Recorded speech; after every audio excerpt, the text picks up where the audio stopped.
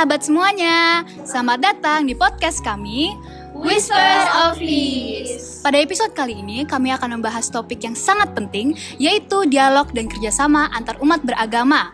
Kita sudah memiliki 5 teman kita dari latar belakang agama yang berbeda-beda. Mari kita mulai perkenalan diri.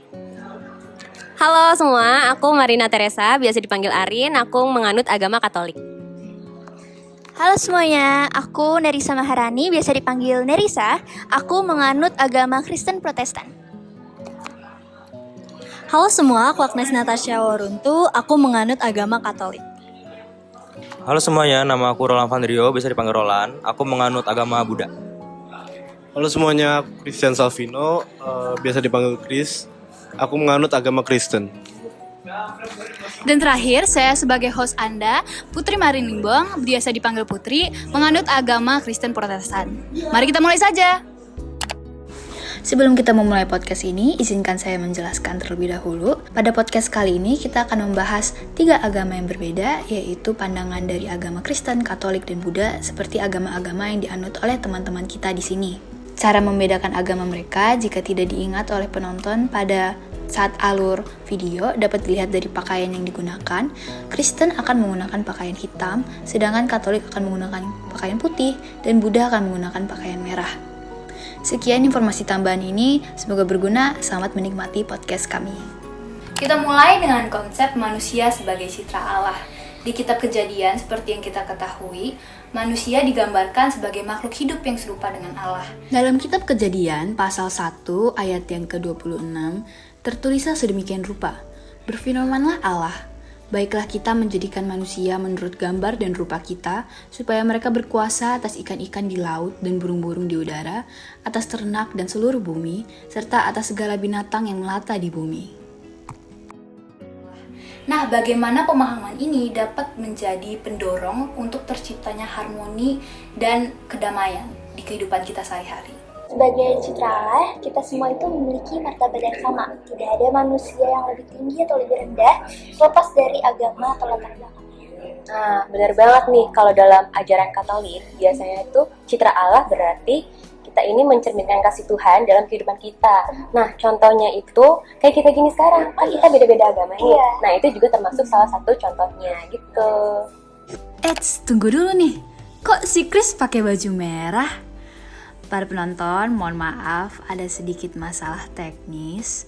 Jadi Chris, seperti yang di awal video, adalah teman kita yang beragama Kristen. Namun karena adanya miskom, beliau menggunakan pakaian berwarna merah. Tapi Chris tetap Kristen ya teman-teman.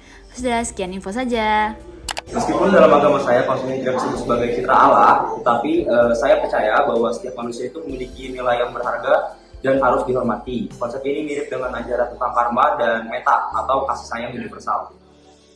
Karma merupakan bentuk ajaran yang menuntut manusia untuk bertanggung jawab atas tindakan dan menghindari perbuatan yang merugikan. Nah, dengan menjaga pikiran dan tindakan agar tetap positif dan bermanfaat, manusia itu dapat mengumpulkan karma baik dan menciptakan kehidupan yang lebih baik di masa depan. Sedangkan kata meta itu berasal dari bahasa Pali yang berarti cinta kasih tanpa pamrih atau niat baik terhadap semua makhluk tanpa diskriminasi. Nah, hari meta biasanya dirayakan sebagai momen untuk memperkuat niat baik dan kebajikan dalam kehidupan sehari-hari. Wah, menarik sekali. Nah, sekarang aku punya pertanyaan nih.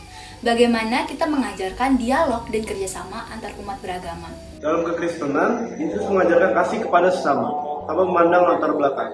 Kisah Yesus berbicara dengan orang Samaria menunjukkan bahwa kita harus membuka hal terhadap semua orang. Dalam ajaran sosial gereja, khususnya dalam ajaran Nostra Aetate, Nostra Aetate atau pernyataan tentang hubungan gereja dengan agama-agama bukan Kristen adalah salah satu dokumen dari Konsili Vatikan II.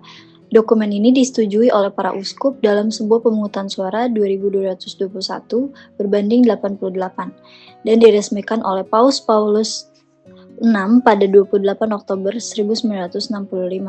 Dalam dokumen Nostra Aetate, artikel 1, gereja mengajarkan bahwa semua orang adalah saudara, karena berasal dari Allah yang sama dan mempunyai tujuan hidup yang sama. gereja menyerukan kepada umat Katolik untuk membuka diri dan bekerja sama antar umat beragama lain dan saling bekerja sama untuk aksi sosial. Dalam ajaran Buddha, prinsip sila atau moralitas itu mengajarkan kita untuk hidup berdampingan dengan damai. Menjaga harmoni dalam masyarakat adalah bagian dari praktik dhamma.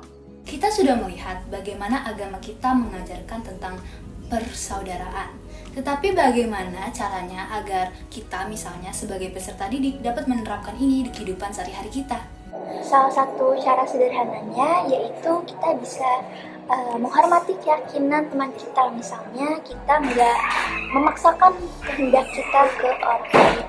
Nah, benar banget. Nah, selain itu juga, kita juga mengaplikasikan dalam kegiatan-kegiatan sosial nih. Contohnya nih, kita kasih makanan-makanan ke orang yang membutuhkan tanpa melihat perbedaan agama. Nah, contoh lainnya juga, kita bisa bantu kayak anak-anak panti asuhan, atau juga orang-orang yang lagi kena musibah bencana gitu.